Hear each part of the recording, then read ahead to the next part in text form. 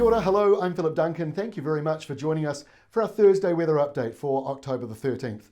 There are a number of high pressure zones and low pressure zones coming up for the next couple of weeks. Typical spring weather, but maybe not quite as stormy as it's been for some areas over the last couple of weeks. Let's have a look and see what's going on. On today's animated wind map, we've added in there 3-hour rainfall accumulation. What this does is it strips away all the showers and focuses on where the biggest rainmakers will be. So up here in the tropics between Fiji and Vanuatu, here's the next low, and this is the one that is coming directly in towards the North Island this week. The low that was near Tonga, this is it here, drifting further away from us. So this is the next one to keep an eye on.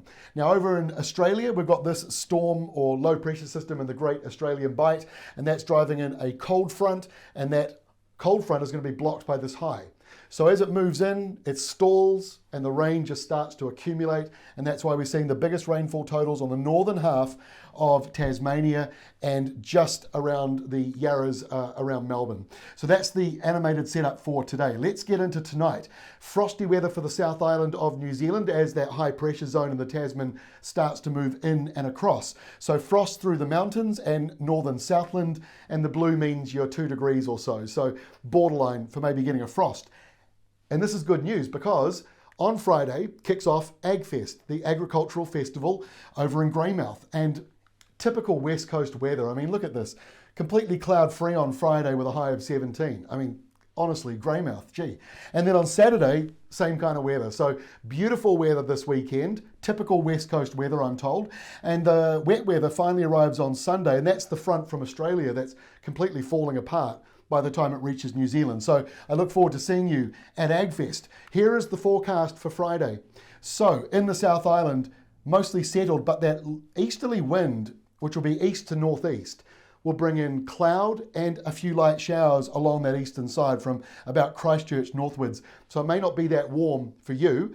And also similar story up here in the north with those easterly winds coming on through off the sea. So a couple of showers around. The good news is next week, even though this front falls apart when it moves into New Zealand, the westerlies behind it, which are also going to fall apart, will change just a little bit this weather pattern we've got. So for eastern areas that have had a lot of cloud, easterlies and wet weather lately, you just might have a bit of a break coming up. So that's some good news. Now also here on Friday, that big front pushes out of Australia, or at least out of Victoria and Tasmania where the heavy rain has been. It moves up around coastal New South Wales, so Sydney, later on up into Queensland, and then it also falls apart.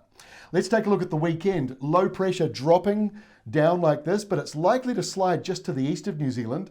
This high will encourage more of those nor'easters though, so there's no end in sight just yet for those showery, cloudy nor'easters all the way down to about the upper South Island. Here comes that front coming in from Australia, and by the time we get to Sunday, that's all that's left of it, as we just showed you in that rural weather forecast for Greymouth. It just completely falls apart as it moves in and across.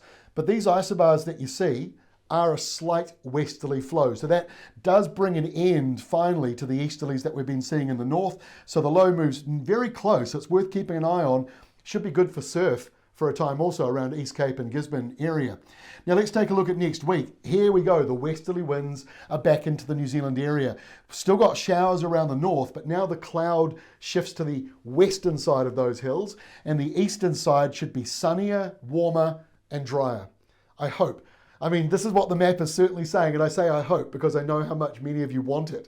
But the data is certainly looking that way, and you can drill down deeper at Rural Weather or Weather Watch to kind of lock that in a bit more. Over in Australia, a new low trying to form here in Western Australia and the border with South Australia. And by Tuesday, the low kind of falls apart, but the rain is still there.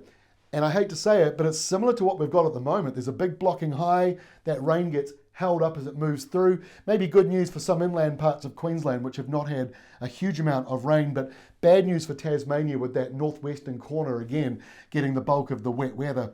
And then we get to the middle of next week. The good news down here is it's brief. Bit of high pressure behind it, calming things down, but low pressure up here, looking a little bit more like La Nina for the first time in a while.